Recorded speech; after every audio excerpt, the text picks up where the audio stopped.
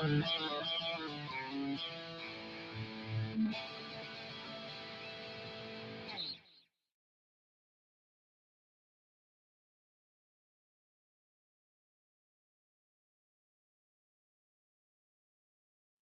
good morning, gang. How we all doing today? Hope the friends and degens are doing well. All right, let's see what we got going on today. So, got a few friends and degens in the chat. Hey, morning, Jay. Thanks for popping in. Boogie. And rumor on the street is there will be some level of kimchi and tacos later today. Stay tuned on that one. Watch for Twitter and some different Telegram posts and the like on that front. So, real quick detour here before we get down into the nuts and bolts of some of the topics of today. Today's little intro was loosely inspired by a gentleman named Brent Mason. Brent Mason is a monster country guitar player. I stole some of those ideas from him, well, quite some time ago. As far as some of the techniques I use, he plays with a thumb pick. I like a flat pick, and I will use pick and fingers.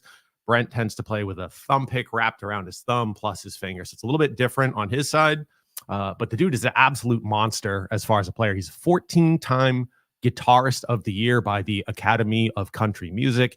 He has had multiple signature model guitars. Like literally, there's a Fender Brent Mason guitar. Several companies have produced signature guitars for him over the years. Signature pedals. Interesting cat. He has generally preferred to stay off the road and kind of out of the spotlight as far as touring. He prefers to stay in the Nashville area, mostly to be home, versus being on the road as a musician. And I can't blame him on that one.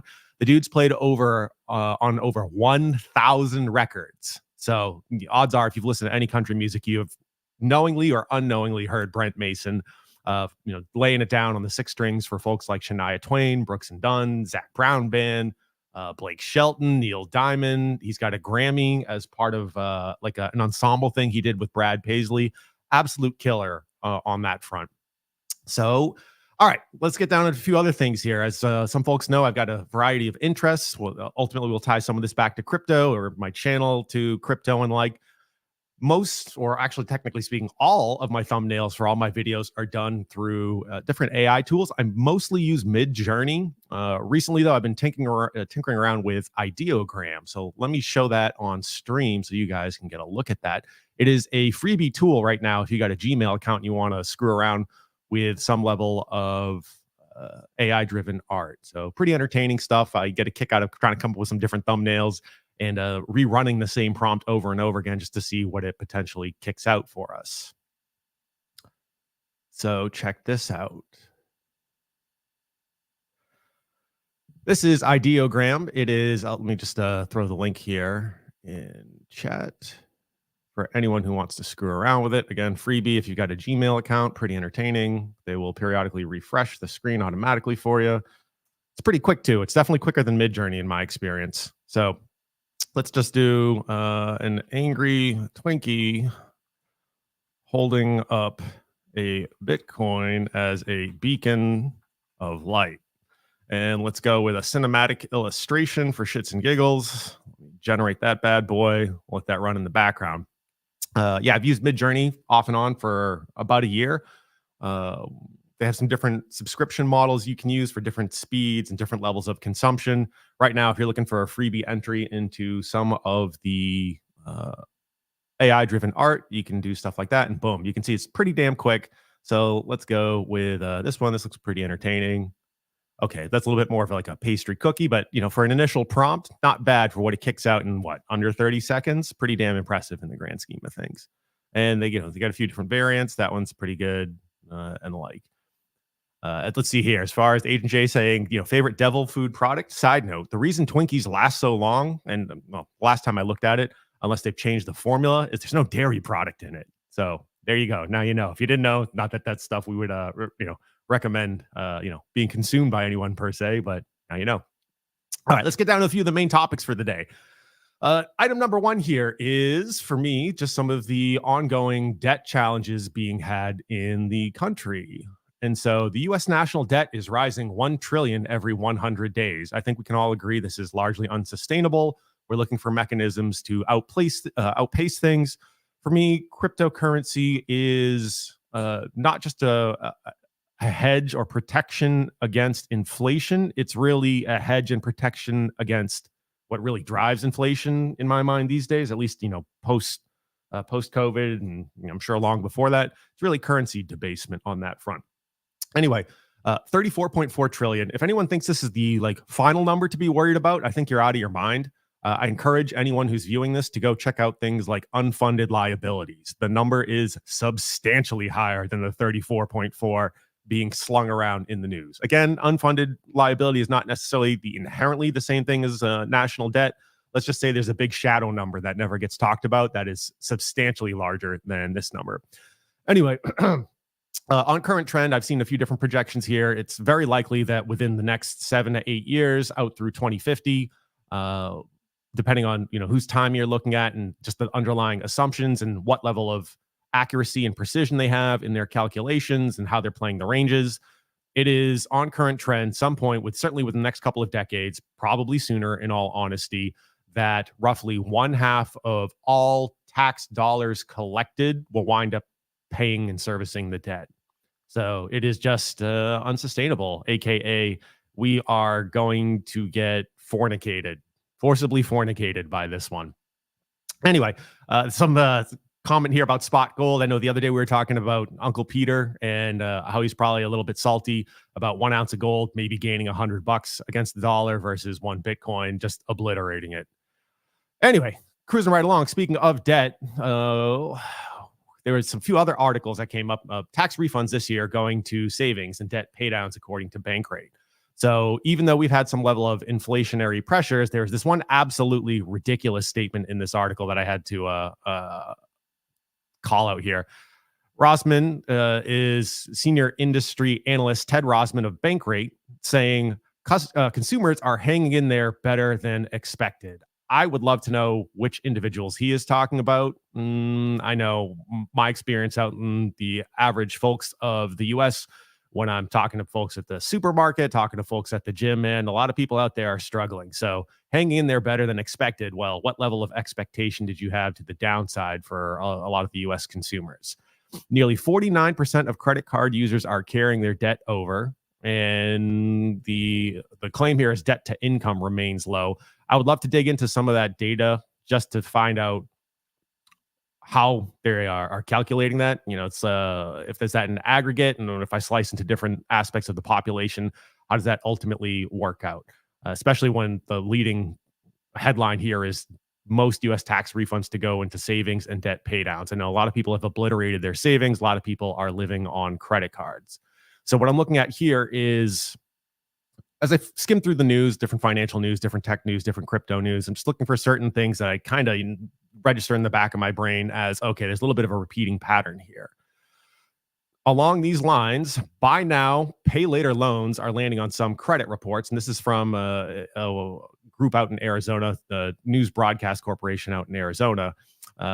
There's basically been an increase of individuals using buy now, pay later programs, and some of them are starting to land on credit reports. Now, why is buy now, pay later of a concern for myself, and I'm sure a bunch of other individuals on this? A lot of those things don't appear on credit reports. Going back to my earlier comment about things like unfunded liabilities and shadow numbers, effectively, there is a potentially unknown quantity of these buy now, pay later programs that people are leveraging that are basically undocumented forms of debt on credit reports and other industry calculations. Hey, we got Benny. Glad to see you, Benny. Thanks for tuning in this morning. So coming back around to these buy now, pay later programs. Okay, interesting. Again, people are using these for different types of items, different consumables. Skimming through some of these different articles, and let me pull up another one here, as Apple is potentially going to land on credit reports and the like on some of this stuff. So skimming through this, the Fed Reserve of New York highlighting that generally it's Americans with lower credit scores are the ones who are using these buy now, pay later type services. And if you actually run through some of the additional information they have, it's basically some of these, let's say, individuals who are more likely to consume these services is 60% of some of these consumers are using buy now, pay later 5 times or more annually. As you drill into this further, 62% of people or these consumers, buy now, pay later consumers, are using the installment programs for purchases under $250, and they're using it for monthlies. So potentially you have a significant portion of the population out there utilizing buy now, pay later, paying for monthly goods and services. Look, I use my credit card for things like gas, groceries, and the like, and I rack up all my monthly expenses on a singular credit card to try to get some free airline miles so I can travel to certain destinations or certain events effectively, for free on that stuff. My concern here is there are folks maybe who aren't as, fiscally disciplined, or through any number of reasons, maybe don't have a certain level of financial stability, that are turning to buy now, pay later. I think that this article refers to them as financially fragile individuals. 89% of the folks that they classify as financially fragile end up being repeat customers for buy now, pay later within a year. So again, we have this potential aspect of phantom debt not being documented, recorded by traditional methods. The U.S. is levered up to its eyeballs on a lot of different things, both on a federal level and on an individual level. So, okay, I'm filing all this in the back of my brain and just kind of skimming through. Here's another one that jumped out to me because it's not just the U.S. Queen Maxima of the Netherlands. Side note: the Netherlands has a queen. I did not know this. For anyone out there who's maybe a little more well-versed in foreign heads of state and foreign countries and their leadership structures, is this more like the UK where it's kind of an honorific and functional head of state, or is this like monarchy queen? I'm of the impression it's more a functional head of state aspect. Anyway, you learn something new every day. Queen Maxima of the Netherlands. But she was talking about this as well, that even in the Netherlands, they're seeing this more buy now, pay later type issue. She saw a young woman buying mascara on this and trying to pay it back in small parts. And she's saying, I don't want people to get a loan if they're buying too much, consuming too much, and this may be happening too often. So she works with the National Coalition of Financial Health over in the Netherlands. She was also traveling some internationally down to Colombia and just seeing different patterns elsewhere in the world. So it's not only the USA that's potentially pursuing this path of insano indebtedness. And okay, we can talk about the global economy. Everyone owes somebody, and the circle jerk of the dollar passing hands. But point here, though, is, okay, we've got shadow numbers in the US, unfunded liabilities, buy now, pay later. Some of that stuff is starting to get reported to credit reports through different structures. Most of it isn't. And then beyond that, you have a foreign head of state commenting something similar in the Netherlands, of all places. Very interesting. So, like many other folks who look at the current macro condition, we are all, for us at least, engaged in the crypto space. So, speaking of crypto and potential hedges and means to fend off currency debasement, I found this one very interesting. BlackRock, their ETF, hit $10 billion for their Bitcoin ETF faster than any other ETF in history. Kind of friggin' awesome. So they claim that it was faster than anyone else. I had to skim through their article, do a little extra research. You can see here on the gold side of things, it took more than 2 years. The BlackRock ETF did it in about 7 weeks, to put it in perspective. So pretty wild on that front. I think there's clearly a consumer boomer demand on Bitcoin, and people are just going to be looking for flights to safety to try to protect their way of life, their purchasing power, and the like. And hey, that's why we're all here. Speaking of Bitcoin, a few other things on the horizon that I don't know if anyone else is necessarily talking about. U.S. government Bitcoin holdings. They've seized at least 215,000 Bitcoin since 2020. That's just what they are, let's say, is known or more publicly confirmed. They got the Silk Road seizure, the Bitfinex hack, and the James Zong seizure on that front. It's about 12 billion. Side note, I don't use Dune a whole lot. I'm starting to poke around it more just to add it to my arsenal of tools and things I can potentially take a quick look at, just to try to get some early indicators or summaries and the like. But Bitcoin holdings by the U.S. government at 215,000, which works out to a little over 12 billion at time of snapshot. So you got Sailor Moon killing it, and evidently the U.S. government killing it with U.S. Bitcoin holdings to the tune of $12 billion. we'll have to pay attention and look to see what the government announces and indicates they will be doing with that if 12 billion potentially hits the market on a more expedited timeline this year. All right. Benny Blanco, just as confused as I am about the Queen of the Netherlands. Yep. And Benny's also indicating here that it's concerning when people get into max dependence, max debt, and then they're always going to vote for more welfare and everyone suffers in the end. Yeah, man, it's the producers and the people pulling the cart versus the people riding the cart and taking from the cart. So, yeah, man, I can tell you as I'm a single guy, busted my ass in my professional career on a lot of things. It's tough, man. There's an aspect of that pill that is really unpleasant to swallow. I'm basically, in a lot of ways, penalized for being a high performer and go-getter. So certainly over the years, I've learned to improve aspects of, let's say, tax structure, working with an accountant and structuring things in a way that allows me to reduce the amount of taxes I have to pay. But there's a part of me that's like, why should I work harder aside from personal pride? Okay, I'm curious. I want to see what I can do in the grand scheme of things. But yeah, that definitely, I've had that thought in more than one occasion. All right, cruising right along. A few major unlocks up on the horizon here. For anyone who's potentially eyeballing Arbitrum, and we know we've got that Denkun update coming out in approximately 10 days from today. Denkun, which will be the L2 update, so to speak, on the Ethereum mainnet. It's about 10 days from today, if everything goes according to plan for that mainnet rollout.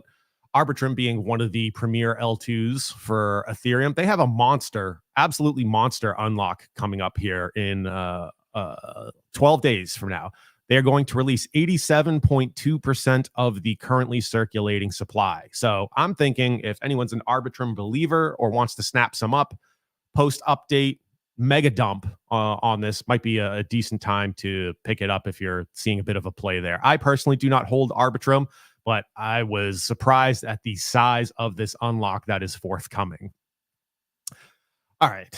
I know Agent J is looking for some games to play in the grand scheme of things. He and I were talking about Pixels. I think he was looking for something that, maybe can help buy him some time while he's fending off a debilitating Pokemon addiction in the grand scheme of things. So if you're looking for some Pixels, they have a 7% unlock of their circulating supply coming up in 15 days. I know Jay and I were swapping a few messages and chatting briefly about Pixels and Axie and Ronin and the like, but that's another one out there for anyone following the GameFi narrative that might be of interest as far as some of the unlocks coming up on that front. All right, and final thing I want to throw out here today, shout out to Boogie, Jay, Nate, Taint, and a few other folks in some of the different chats for helping me work through some of the ideas and just trying to put some pen to paper and start formulating some things. Also, got to give some kudos to the whomever the individual or team is over at Rect Capital, as well as the man, the myth, the legend, Bob Lucas on some of this stuff. So I've been working through trying to come up with some ranges and timing and the like here. I know, oh shit, Twinkie's drawing charts. It's the end of the world. Just looking at some timings of some things and just trying to, take a look at prior history and like, let me just turn off some of these visual indicators that are just all over the fucking place here. Drop that out for a second. All right, cool.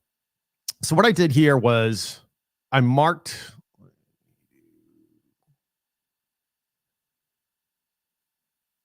some of the stuff on prior halvings and then looked out from the halving to some of the highs. And I really struggled to figure out how I wanted to treat the first halving on this. So I'll say first halving data, especially what's kind of first out the gate, it's a little wonky and I'm having trouble making it sit.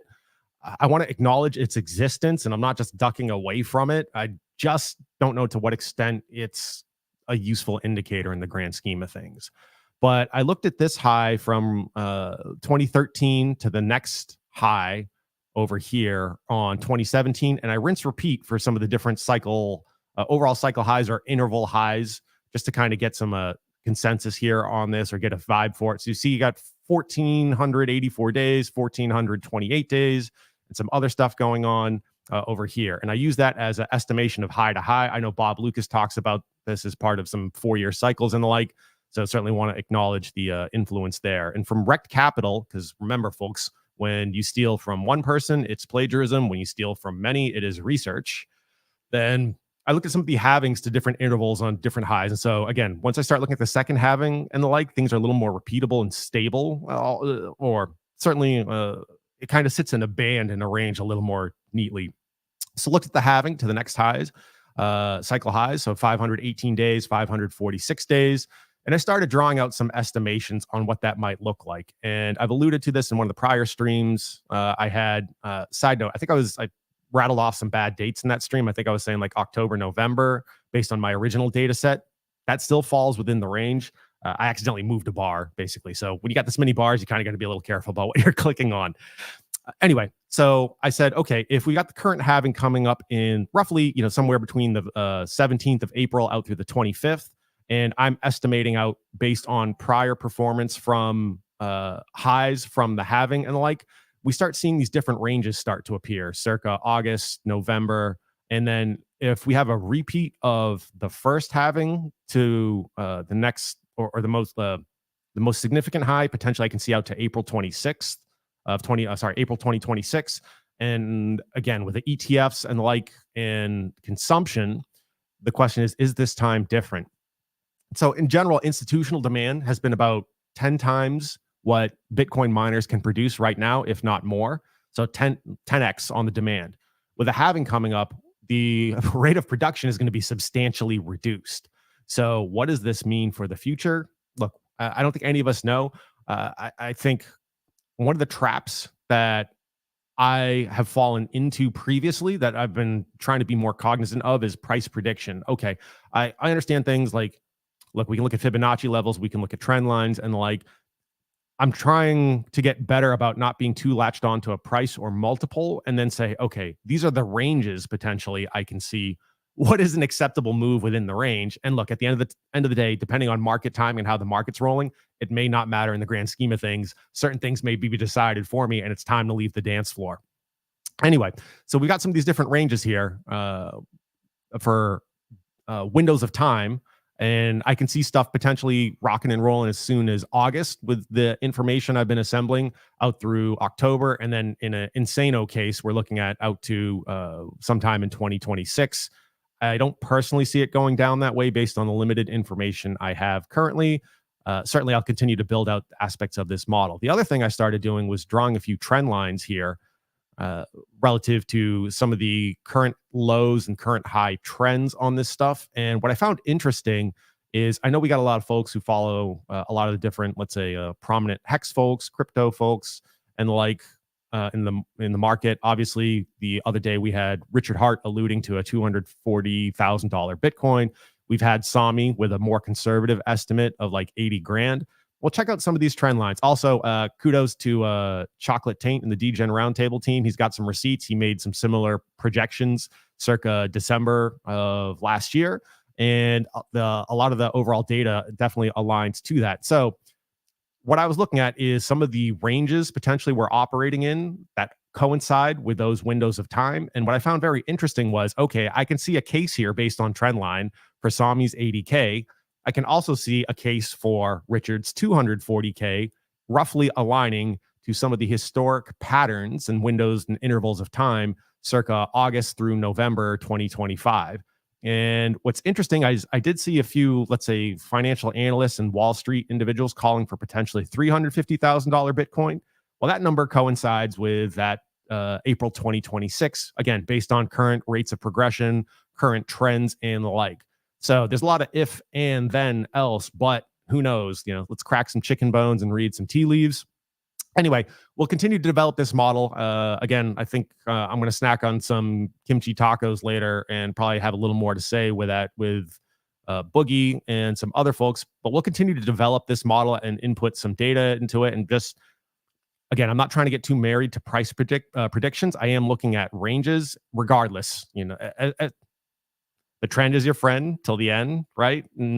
Up and away, and it's up and to the right. And on a macro level, if we zoom out, yeah, the whole thing is up and to the right. But I at least wanted to start talking about some of these different potential intervals and windows of time. Shout out to Bob Lucas, Rec Capital, all the friends and DGens who have allowed me to bounce some ideas off of them and just talk through some of this stuff. Anyway, All right. So that is it for today's main segment. Want to get a quick stream in on this Sunday morning. I believe Boogie and I will be streaming sometime later this evening. You can tune in to Boogie's channel for that one.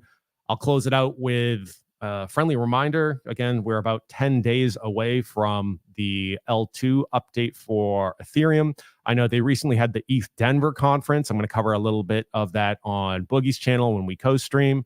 So thanks, friends and degens, for tuning in. Hope you all got some value out of this one. And go check out Brent Mason, absolute monster. And if you want to use a freebie tool here to dick around with some AI stuff, it's ideogram.ai. Let me snag that link, throw it in the chat here for you.